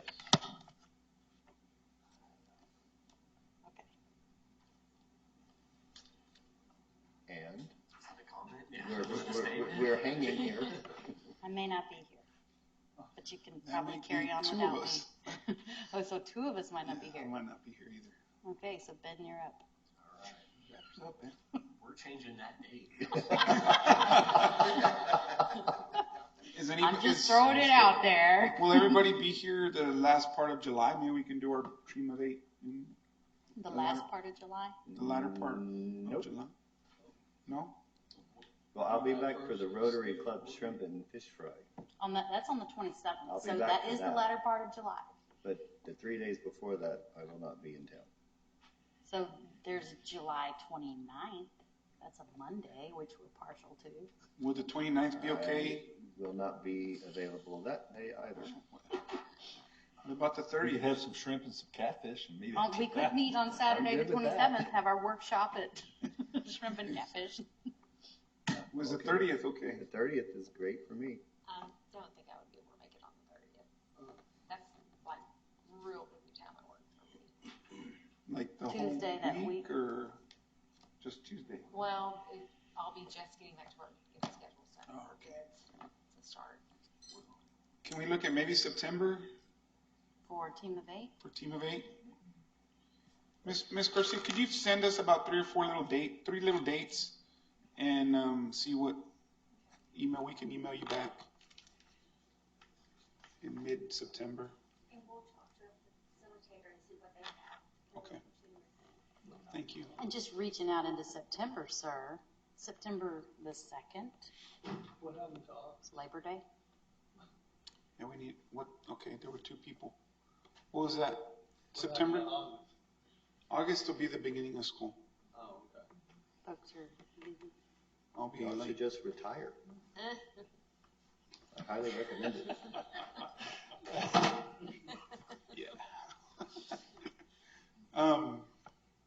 Yeah, September 2nd is Labor Day, so we have to reschedule that meeting as well. Maybe we can do both. Just playing. Do we want to reschedule now or? We can wait. Okay. So we're not having a meeting on July 1st. Well, we didn't say no, but July 1st. You only need 4. And keep it light. Mhm. Okay, well, Ms. Garcia will email us 2 or 3 dates for September, and she'll talk to some people that might be available. Next, we have consideration of personnel. Administration would recommend approval of elections, resignations, and retirements as presented. So moved. Who was that? Me. Mr. Clem? Me. I second. And Mr. Cotter. We have a recommendation we have a motion from Mr. Clem, second by Mr. Cotter. All in favor, please raise your right hand. Motion passes 4-0 against. Administration has several administrative elections. Number 1, a bilingual ESL instructional specialist, Natalia Heckman. Move for approval. Second. We have a motion from Ms. Woods and a second from Mr. Clem. Any discussion? All in favor, please raise your right hand. Motion passes 7-4. Diagnostician, Ariana Cruz and Shelley McDaniel. Move to approve. I second. A motion from Mr. Clem, second from Mr. Poppy. Any discussion? All in favor, please raise your right hand. Motion passes 7-4. Karen Menard is licensed specialist school psychology. Move for approval. Second. A motion from Ms. Woods, second by Mr. Clem. Any discussion? All in favor, please raise your right hand. Motion passes 7-4. Coordinator for Advanced Academics and Special Projects, Brandy Onken. Move to approve. Second. Motion from Mr. Clem, second by Mr. Poppy. All in favor, please raise your right hand. Motion passes 7-4. Student Support Administrator, Horace Mann Jr. Earlsworth John Baptiste. Move for approval. A second. A motion by Ms. Wood, second by Mr. Poppy. All in favor, please raise your right hand. Motion passes 7-4, 0 against. Counselor at Goose Creek Memorial High School, Leslie Garcia. Move for approval. A motion by Ms. Woods, second by Ms. Guy. Any discussion? All in favor, please raise your right hand. Motion passes 7-4. Motion for adjournment. I move to adjourn. I'll second that. A motion by Mr. Clem, second by Ms. Woods for adjournment. All in favor, please raise your right hand. Motion passes 7-4, 0 against. Meeting is closed at 9:13. Thank you, and y'all have a safe night.